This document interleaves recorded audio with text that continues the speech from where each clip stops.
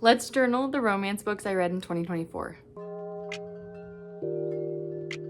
I'm Lacey. I love reading and I love journaling and scrapbooking those reads. I have been journaling a page for every single book I read this year, but more of a wrap up, not necessarily a page per book. I don't think I explained that well, but I have been doing it. I did it for all the books I read, and I wanted to bring you with me while I make one of my final romance pages. So I'm just gonna flip through what I've done so far, and then there will be the page that I already did because I forgot to film this before I did the journal page. But starting off, so I did my historical fiction reads, and then this is part 1 of my romance reads. Part 2, I think that's my favorite. And then part 3, what you're gonna do with me today. And then we move on to thriller reads, which I think is page 2. Yeah, so we move on to thriller. This is part 1 of thriller reads. I read a lot of thrillers, so there's a few parts. Part 2. They're all sticking together. Part 3. Part 4. And part 5 for thrillers. A lot of pink.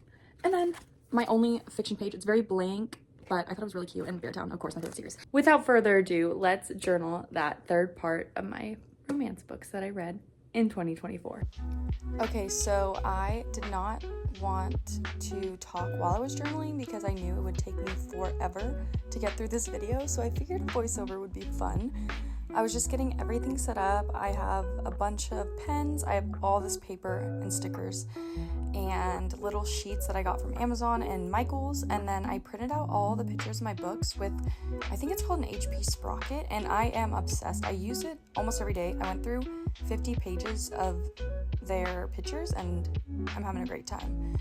But the first part of my process is I just go through all the paper I have and pick out what I want the background to look like. So I'll just go through what works best with the photos of the book covers. And I am pretty particular. I make sure to pick the book cover that I like the most because I want it all to look really cute.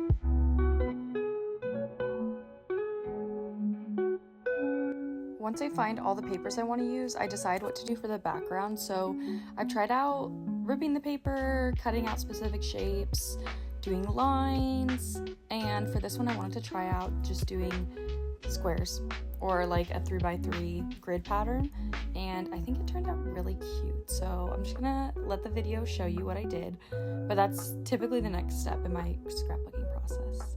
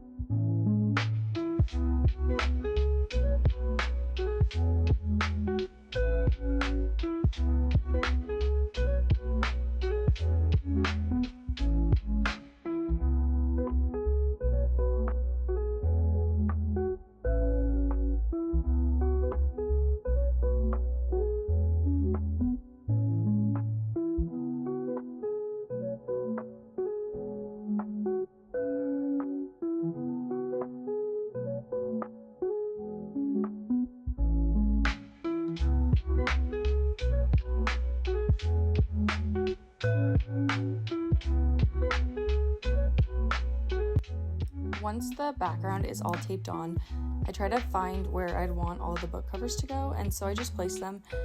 Honestly, no part of this process is really well thought out. It's pretty on the fly. I just do whatever looks right and what makes me happy, and so I'll just try it one time, and if it doesn't work out, I don't put a lot of thought into it. I just like to enjoy the process, and when I plan too much out, it takes the fun out of it. So it's very chill, and it's never that serious.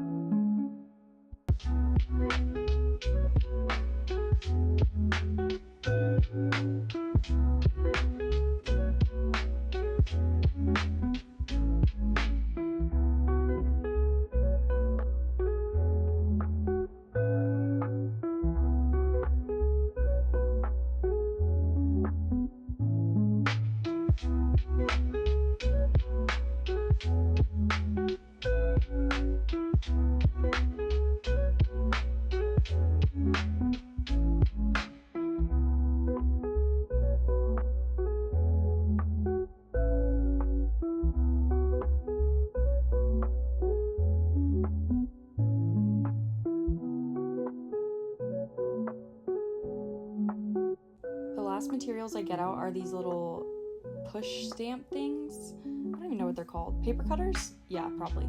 But they're so fun. And so once I get those out, I know it's time to start placing everything.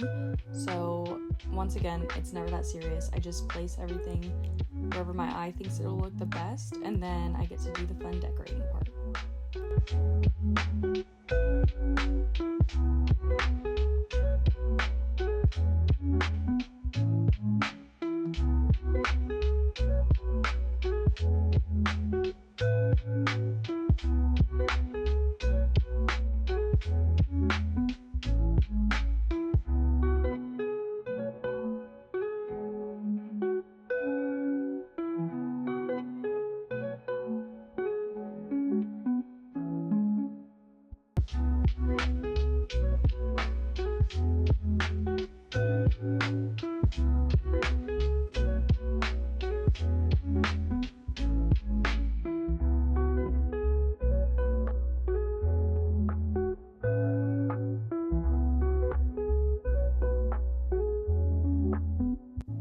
This has become my favorite part, but it's also the hardest part. It's so hard to stamp these thicker glitter papers, but it's when I add all the cute little stars and flowers and music notes and hearts, and I really go to town with this part. I just like to put as many little stars and hearts, and they're sparkly, so it's so cute, but it's really what pulls the entire thing together. And ever since I got these little stamps, I've not done a single spread without them, so they are well worth my time and money.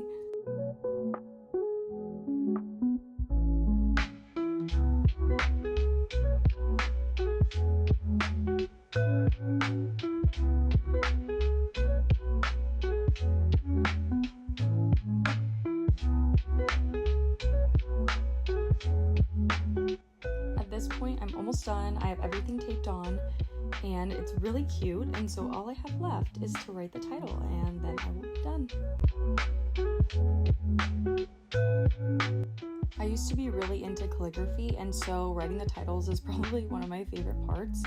Just a way to keep getting to practice calligraphy without having to make these fancy things, but it's the finishing touch, and then I'm about to be done.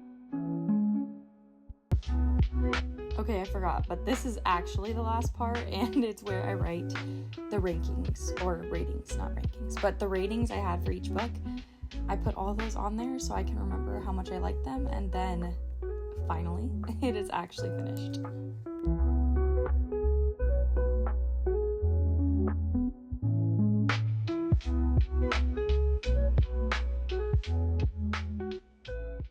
Thank you so much for journaling with me. I hope you enjoyed this video, and I hope to see you in the next one.